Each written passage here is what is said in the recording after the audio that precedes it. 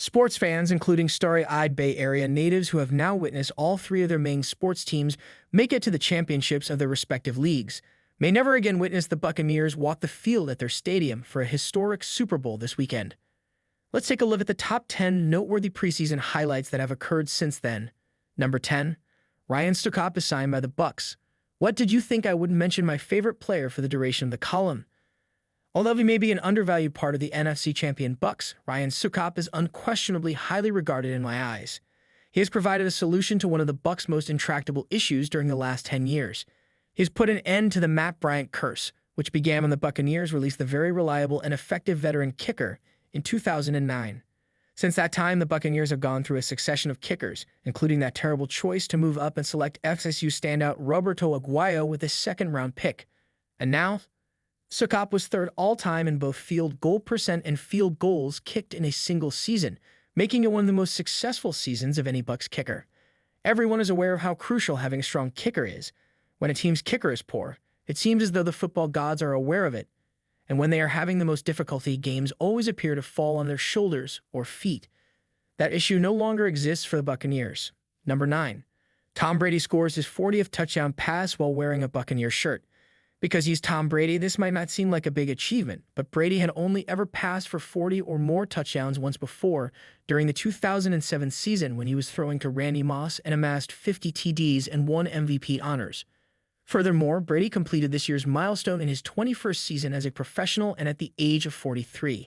To provide some context, I should mention that I am 21 years old.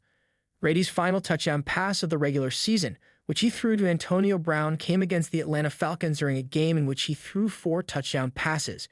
Jameis Winston had previously held the record for the most passing touchdowns in a single season in Buccaneers history with 33 in his now famous 30 for 30 seasons before TB12 broke it. Thankfully, Brady now has the record. Number 8. The Bucs secure a playoff berth. It may sound like a tremendous accomplishment for the Bucs to make the playoffs, and for the Bucs it was, but with Tom Brady at the quarterback position, the bar is raised a bit. Making the playoffs was thus anticipated. Nothing major, except that it sort of was for Bucs supporters. When did the Bucs last make the playoffs? The manager was John Gruden. For the first time, LeBron James was in Cleveland. Bush was in office as president. Last but not least, the New York Giants were the team that Tampa Bay lost to in the playoffs. Guess who they went on to defeat? The New England Patriots and Tom Brady. Thus, yes, a lot has changed, and the Buccaneers' appearance in the postseason marked the conclusion of what seemed like an endless series of terrible seasons with terrible teams. Number 7. Mike Evans sets an NFL record by accumulating 1,000 receiving yards in a season. No other receiver in NFL history began their first 7 seasons with performances totaling 1,000 yards in receiving. Up until Mike Evans pulled it off in the season finale this year. No Buccaneer, especially this season, is more deserving of a record like this. Evans has endured injuries, give up touches when Rob Gronkowski and Antonio Brown joined the lineup, and done all of this while continuing to perform at an exceptionally high level. He's one of the top receivers in the league, and achieving this record was undoubtedly one of the year's feel-good stories, especially because the following week he got to participate in his first playoff game. Number 6. Bucs acquire Gron. Rob Gronkowski hasn't had the significant influence on football catches that many anticipated, but his blocking abilities are priceless. Additionally, Tom Brady's presence with his old friend has been beneficial. I have to believe that Brady's comfort comes before creating plays for the large tight end when the rhino-like tight end is present on the field with him. When anything goes wrong, Gronk translates Tom Brady's periodic signature hissy fits for the other members of the offense. Gronk lines up with Tom and is in the huddle with him. And when something goes wrong, Gronk lines up with him. The Buccaneers' locker room might be a little too somber without Gronk for the squad to succeed. Number 5. The Bucs lost 38-3 against the Saints. You're probably thinking, this was a terrible game, possibly the worst of the season. Why was this added to the list? You are correct. The game was dreadful. However, it is what makes it so crucial. Every character in a superhero movie or comic book has a terrible past. This game served as the tragic backstory for the Buccaneers, whether you view them as villains or heroes. The defeat by New Orleans of Tampa Bay served as a warning. Tom Brady's presence alone does not guarantee a successful outcome. Something had to change, and it had to change quickly. If the Bucs kept doing whatever they were doing leading up to that game, they wouldn't have much luck in the playoffs. So that was their background information. Without this heartbreaking defeat, the Saints wouldn't start spewing venom on Twitter.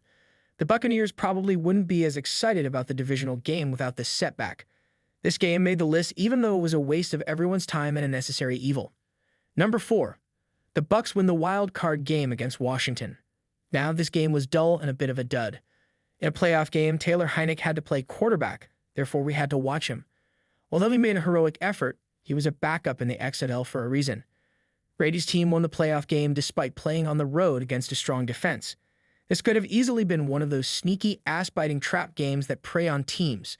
The Bucs might have started the game sluggishly and lost. However, they ended up winning the Buccaneers' first playoff game since the Super Bowl in 2002. Interesting stuff. Number 3. Bucs commit Brady Tom.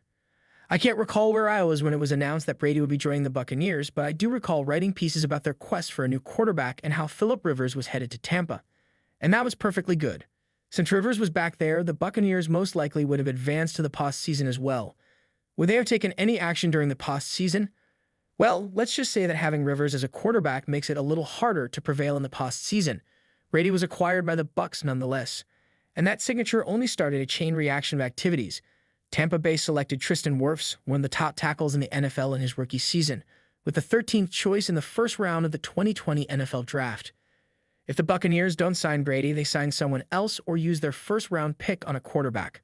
Number 2. The Bucs win the NFC title. It seems absurd to rank the Bucs punching a ticket to the biggest sporting event at No. 2, but I'll explain why in the following section. Let's concentrate on this. Aaron Rodgers and the Packers had previously been challenged by the Buccaneers, who destroyed them 38-10 and sacked Rodgers 5 times. It was 50. However, this was unique. The Packers were one of the hottest teams in the league, and the lads from the beach had to play them at a frigid Lambeau Field against an essentially injury-free team. Davin Adams, a wide receiver for Green Bay, would be free to move around and exploit the Buccaneers' secondary because he wasn't recovering from an injury.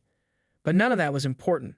Even though Tom Brady threw 3 interceptions in the second half, the first half performance was impressive. Number 1. Saints lose to Bucs in the divisional round.